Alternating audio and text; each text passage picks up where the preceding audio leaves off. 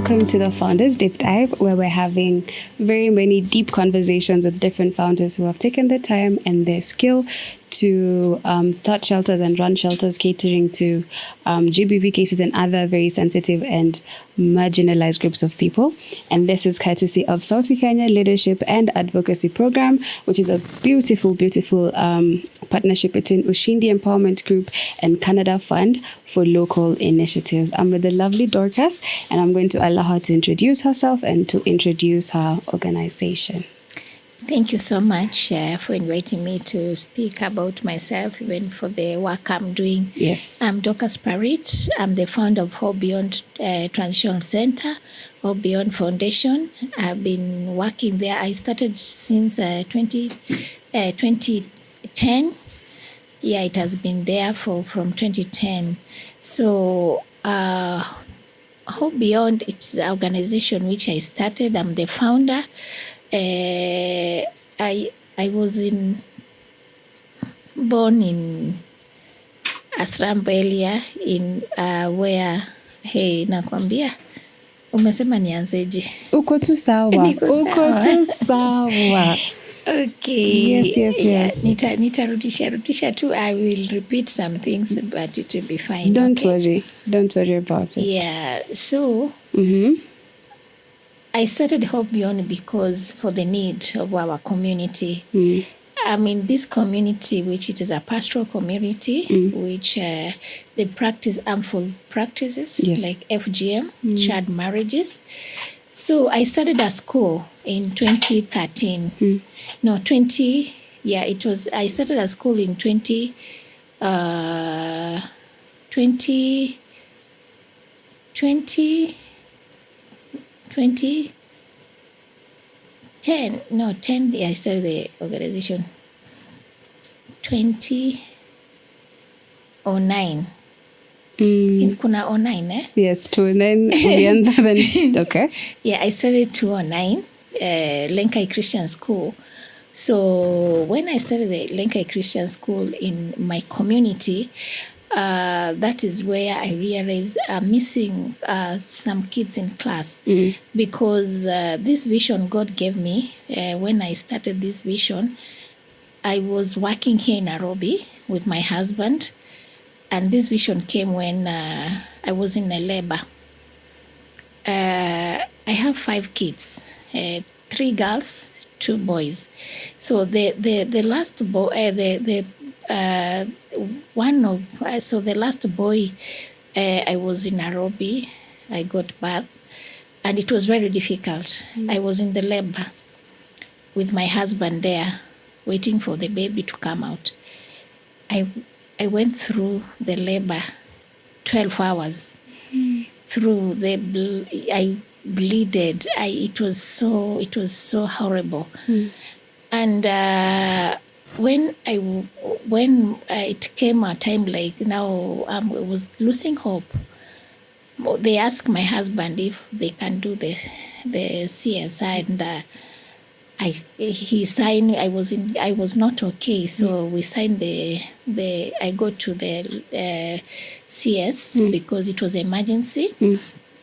And before I was going there, I think because a lot of pain, I told my husband that if I come out from this situation I have now, I will serve my people. I'll serve.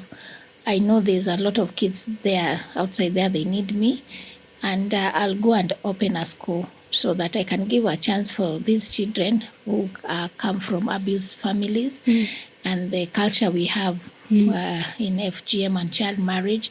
Because when I used to go home, I see a lot of girls are carrying babies.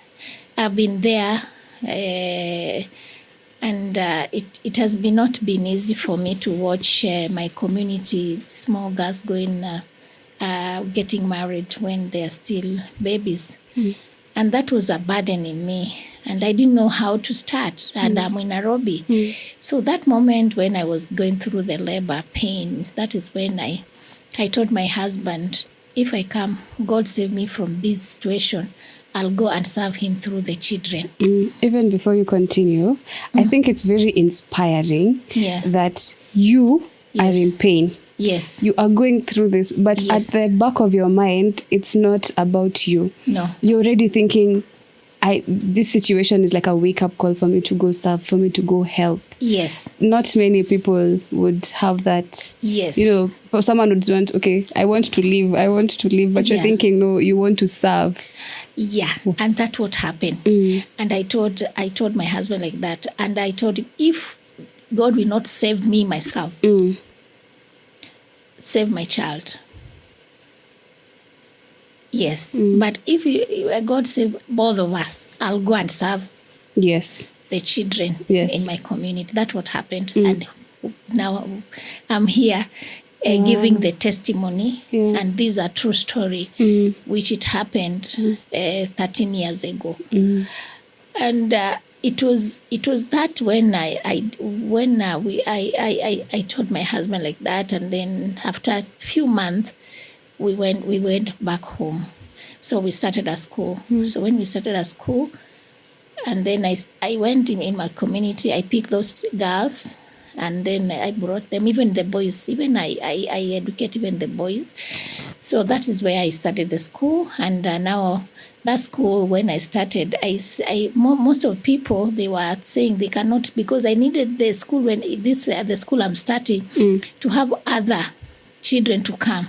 Because these children, what they have gone through, it is not something which any human being is supposed to go through, FGM or child marriage. But the community, there's a stigma because most of parents are saying, I cannot bring my child in this school because those are rescue children. It was a lot happening about that. But we really prayed, and that is where people, they believe in us, even the community, because the kind of education we gave them, and we told them these children are not different with your children. Yes. So, and for now we have 600 children in our school, and those children, the ones I have rescued them, because me, I'm there in the field. I'm there and with them. We gave our house. Our own house when we went back, and then we bought a house. We gave our own house to accommodate them, because when especially in holiday of April, May, and August and December, that is the moment when our community, they do the circumcision of the girls. So that is when I gave my house. Well, when we closed the school, they come to our place, and that's when I started I registered the center, and that's where I live with my husband and my children. We have a house there. We have the dorms for them, and we are the house parent. And most of time it is very difficult for this work. It is not easy, because I believe on justice. I have done a lot of justice in help of I have organization who well wishers. They help me so much to advocate, to talk about this what is happening in our community. And when I rescue those kids from where they come from, I make sure we do the justice, because I realized when I started, I realized these things are happening every single day, and there's a law for Kenya. We have a law which the children, they are not supposed to get married when they are young, and then the FGM, it is wrong. That is a torture. No child is supposed to go through that. No woman is supposed to go through FGM. My mother went through FGM, and it was painful. She saved us from FGM because it was a stigma. I remember one day I came out of the school. I told there are so many girls, they were telling me, you cannot stay with them. You cannot pray with them because you are not done FGM. That was the stigma by then. Even now it is happening. But I remember my days when I was in school. That what happened for me. And I went and told my mom, please, I know this. I think when I went to tell my mom, my neighbor, three girls of my neighbor, they were going through that. They went to do the FGM. So now they were telling me to join them. And I told because they told me to join them because they were my friend. Because if I will not join them, I will not pray with them. They will not be my friends because I'm still a baby. I think there's a name they used to call us, you know. They used to call, they still call those ones, they have not done FGM. So that I went to tell my mom. My mom told me, no, that thing, it is bad because I know my mom went through a lot. And for her experience, what she told me, no, I cannot allow you to do that because even if this culture, it is here with us, but I'll protect you. This thing, it is not good. And that, I remember, I was 13 years by then. I didn't know. I knew this is the foundation we have been brought up and this is the community we are. So we are, as girls, we are supposed to go through the FGM, so we become women. So my mom saved me. My mom, she's my hero. Saved me from that. So this back home where I am in Hope Beyond Foundation, the rescue center, I go to rescue girls myself. My number, it is in community 24 hours. They call me, I call the police. You know, sometimes we need to do ourselves things because if you don't do, you'll not be successful. And then you know the process. Sometimes when you tell the police, even the children officer, there's no car to go to rescue this child. So sometimes I give money. Not even sometimes, most of time I pay so that a child can be rescued, a girl can be rescued. You fuel that car for the police, so a child can be rescued.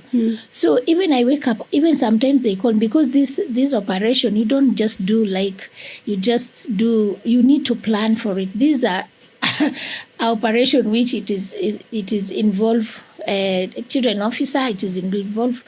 Sometimes we don't tell chiefs because you know chiefs, they have been elected by the people, not by the people, by politicians. Oh, by politicians. Yes. Okay. So now they don't. Most of them they protect their jobs, so they cannot go. They can, when you give them the information there's FGM going on, they just tell the family. So that is where we normally hide the identity of somebody has told us, and we go very secretive with the police.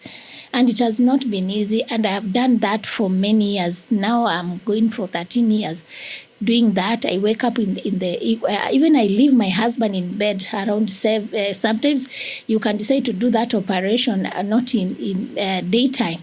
You're supposed to go at nighttime because it is very risky. You know, as we live in border, even there's 2 or 3 cases we have lost the gas through the cross border in Tanzania. We are in Tanzania. We are just bordering Loitokitok with Tanzania. Just you can even walk to the border to the other side of the Tanzania. So it has not been easy. That is what I do, and and then we have other ambassadors, other women. We have empowered them. You know, in our community, it is true.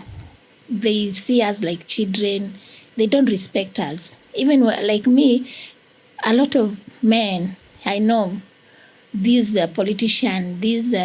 I know the learned men and people there, like they call me names because I speak and I make sure I have done justice. Sometimes they have been threatening me most of the time. There's one case I did, and this one I will never forget. There's a girl, she was pregnant, early child pregnant. She was pregnant. And then the parents, they decided to do for her FGM because that their parents, I think they believe that there's some of them, they believe that when a child be born and the girl has not done FGM, it is a taboo. It is a curse in that family. Something can happen. Somebody can die. It will be like it is just a curse, you know? Yeah. So that's what happened to this girl. They did her FGM. When they did that, and she was pregnant. She was about 8 months, just almost to get birth, to give birth. So when they did that, the girl, she started bleeding for 1 week. She was bleeding a lot. So one of the neighbors, she told me, there's a girl here, because the lady she did for her the FGM, they were so scared because of the bleeding. Yeah. And then they just they went to Tanzania. So when the neighbor called me, and nobody, I went there with the police. We hid our car because it was very sensitive case. We went and we were like, we were saying like, we just come to visit. I said I'm a teacher for the girl because she was in class 8. So at that moment, the girl, because she was bleeding a lot, so we rushed her to the hospital. But it was too late. She died. And then when we arrived at the hospital, even the baby, all of them, they died. It was painful. We cried. It was so painful to lose a girl, to lose a baby because of FGM. And that is the moment I said, I will not sleep if a child need me there, a girl need me there, outside there. I don't care even where, even if right now I get a call, there's a child, a girl, she's in a risk, I'll just go. Yeah, that has been there, even the community now, because when I studied, it was like, no, you cannot, it is a political thing, you cannot do anything, you cannot speak about this, but I don't care. But for now, since that, it was difficult, but now people have come out. Okay. We have done a lot of awareness. We have done a lot of dialogues, dialogues with the churches, dialogues with the community. And then we have really empowered. There's Nyumba Kumi, we have empowered them. So now they are hiding. They cannot do openly.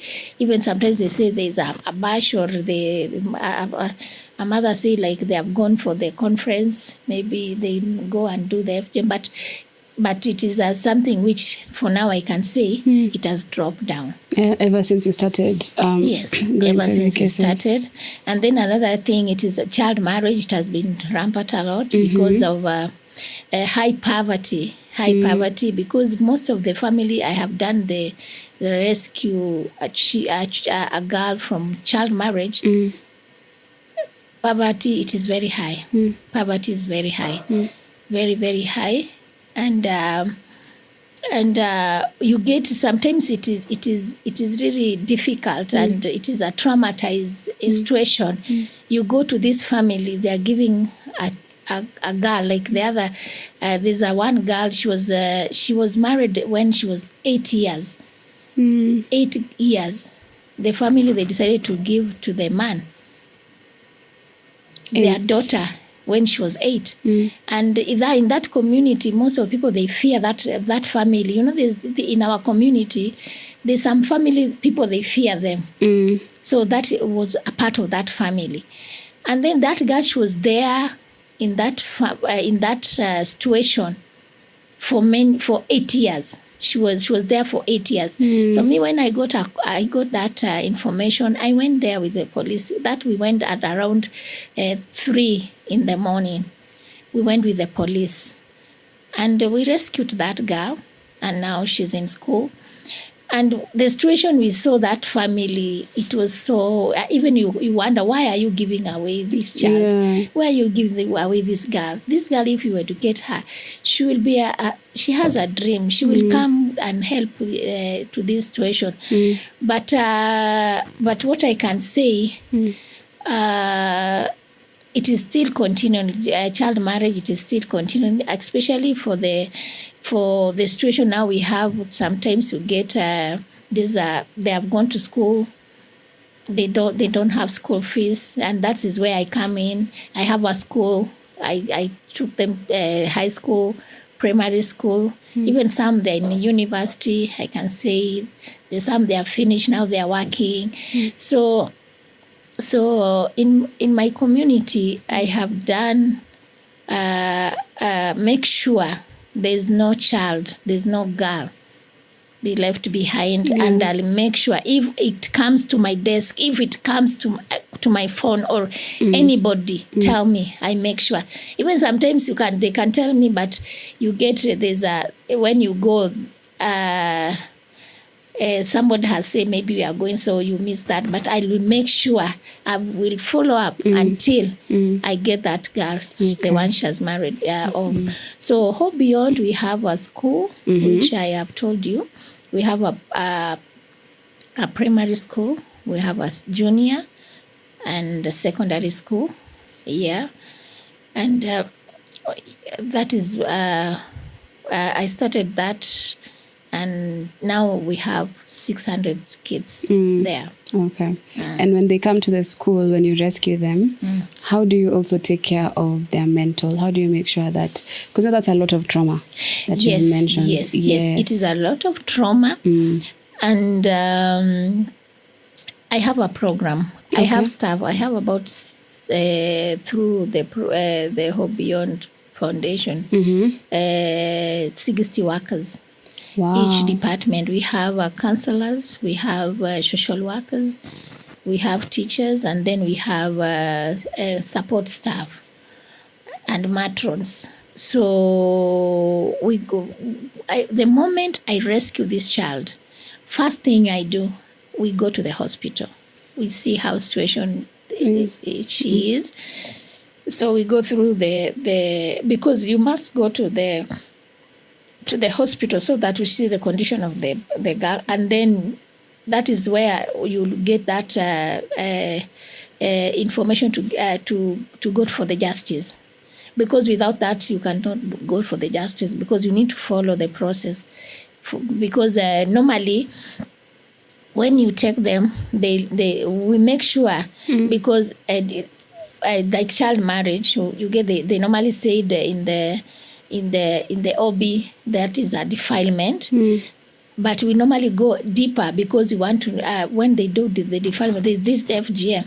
So when we get there's a FGM, because whenever a child get married, already they have done FGM. So we make sure we have report that about FGM too, so that they can go and find those people that have caused that because of the justice, and that has really helped a lot. So it is a journey. So when we go to the hospital, and then she comes to the center, so we go through, because this child, she know these these are the parents, this is a foundation. Yes. And then she has a other sibling. They have gone through what she has. Even the other sibling, they have got married. They have gone through what she was supposed to go through. Yeah. So she don't understand, why are you coming to take away me from my family? From my family, yeah. You see, that is a difficult moment for us. Even when I go to rescue, that is a difficult moment, because I know she has gone through trauma, and that she knows that this is how I'm supposed to be.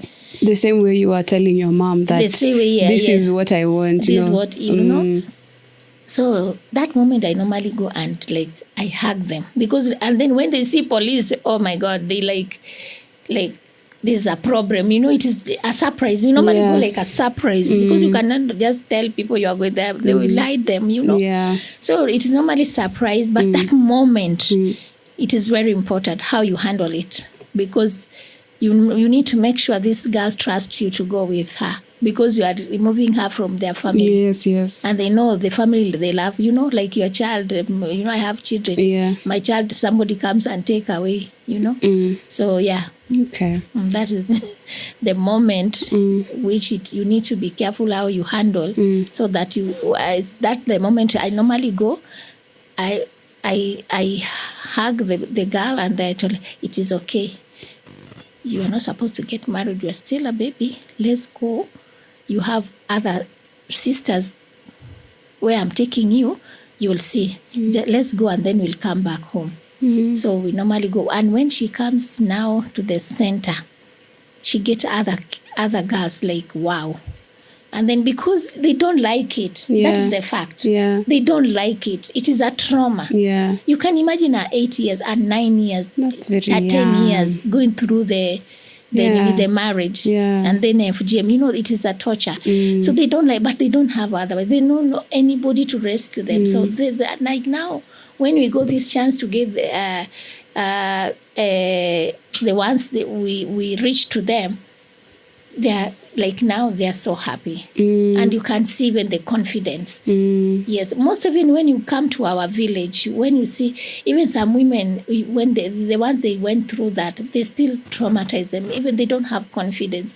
You can see there's a lot of gap. You can see there's a problem. Yeah. Yes. Okay. Yes. You have a very big number of girls that you're taking care of. Yes. How are you able to finance the foundation and the school through everything? That is a good question. Normally, I have well-wishers. I have donors. I normally give their profile, because when you rescue a child, you need to take care of that child. Yes. That girl, because now she needs a shelter. She needs food. She needs clothes. Yeah. She needs everything. This is like you have another child you're bringing in your home, you know. Yes. And there's education. It is very important too. And her health, all around. You need to take care of all of that. So I normally ask people to help me. I give their profile. I tell the stories.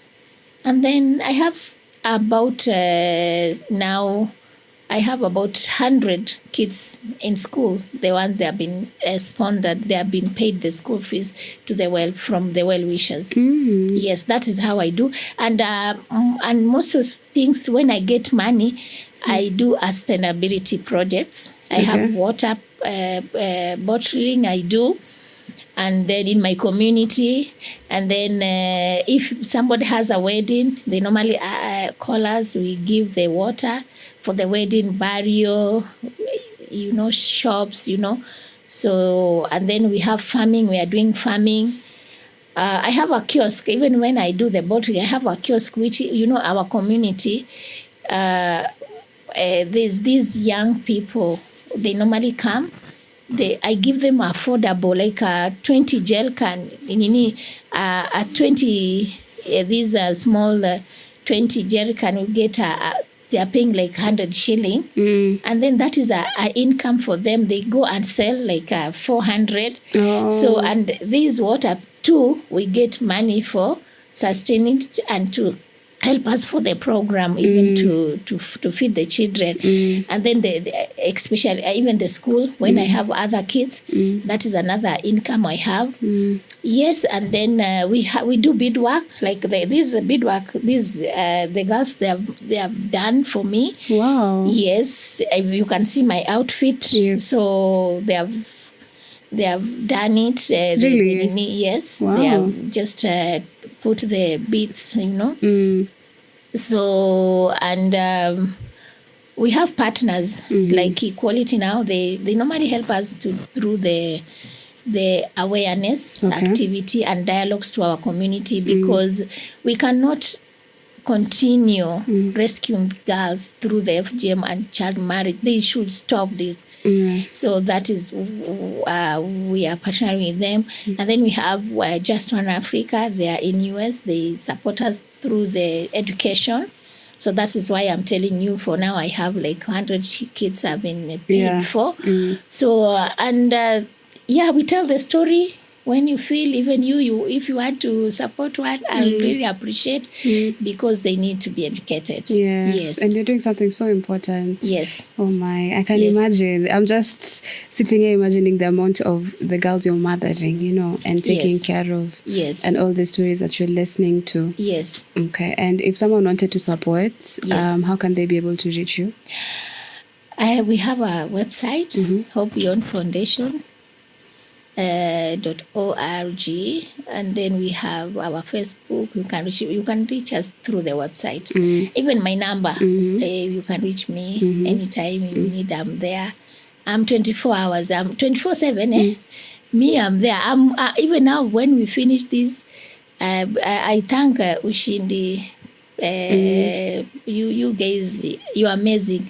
I have learned for these 3 days how even to improve our financial way, even how to do the more sustainability project, and even the help you have done for this training. It will help me to open my eyes to improve and to look even for more people to help. And I have learned a lot. So this is what we want. And even to be here already, it has helped me to rest. These are good. We go through traumatized. Even I don't rest. I rescue even there's some kids that have been defiled badly. I rescue them. We have women too, gender-based violence. It is real. It is real in Kenya. It is really happening in our villages. It is really happening still. And we work with them, we support them. So, and I want to say that anybody who can hear our voice, please help the shelters. They need you. Because the government, they don't give anything to the shelters. They don't. And sometimes the police, they bring for you, there's a children shelter abandoned outside there. The children officer and the police, they bring for you. Oh, thank you. They bring for you this. There's a case here. You take it. Nothing else. End of it, maybe one day they will come and tell you this. They'll give you a certificate. You are doing a good job. But there's no help. The same thing with the county government. There's no help. There's we want everybody to come in to help these children, to help the community, this gender-based violence. Without helping them, it will not stop. Because even when you see this gender-based violence, it's because of problem. People are going through depression. We have seen that. There's a lot of boy child outside there. They're in depression. There's no opportunity. When you come home, because when you come home, there's no food. So what happened? Gender-based violence started from there. So I think it is time for people, especially Kenya people, everyone who can hear our voice. If you have something you can do, even one child, even one woman, you know where they are. There's a lot of we have other rescue center in every county. They are there.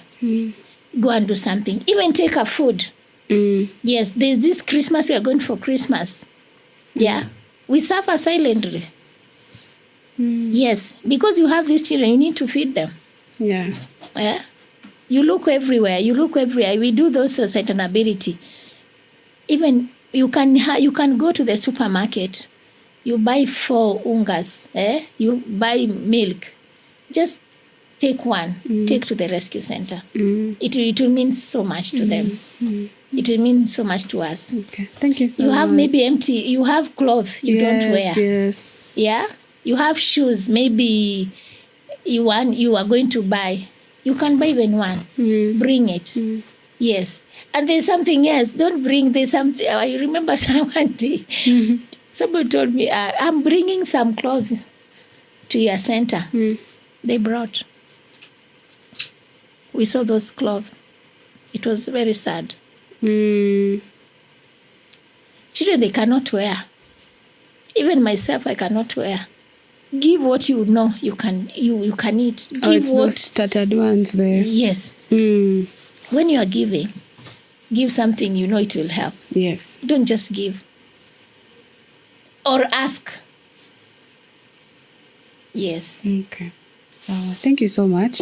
I feel very educated and very seen, and I hope that you can also get more funding to take care of the girls. Yeah. And I don't even know what type of recognition or what type of award or I don't know how you can be honored in the work that you're doing. Those words, I don't care. Fame, I don't care. Yeah. Yes, I don't care about them. You just want to take care of them. Just help those children. They need us. Everyone, they need us. Okay. I don't care.